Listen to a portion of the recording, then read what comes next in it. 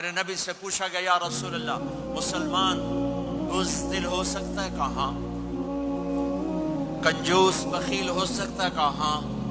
یا رسول اللہ مسلمان جھوٹ بول سکتا ہے؟ کہا نہیں، جھوٹ نہیں بول سکتا۔ میرے نبی نے فرمایا یتبع المومن علی الخصال کلھا، ہر مسلمان مرد عورت بڑے سے بڑا گناہ کر سکتا ہے، لیکن اگر میرا امتی ہوگا دو نہیں کرے گا، دو نہیں کرے گا، دو نہیں کرے گا۔ ایک جھوٹ کبھی نہیں بولے گا، ایک دھوکہ کبھی نہیں دے گا۔ ایک جھوٹ نہیں بولے گا، ایک دھوکہ نہیں دے گا۔ ایک جھوٹ نہیں بولے گا، ایک دھوکہ نہیں دے گا۔ اور جب اللہ تعالیٰ جنت میں سب سے پہلے اپنا دیدار کرائے گا سب کو جنت میں، بھائیو یہ تو کوئی زندگی کوئی نہیں ہے۔ جب مال جمع ہوتا ہے تو موت آ چکی ہوتی ہے۔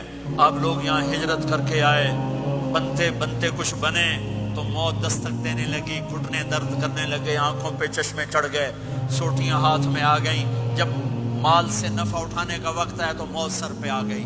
یہاں کے ہر انسان اس مشکل میں گرفتار ہے۔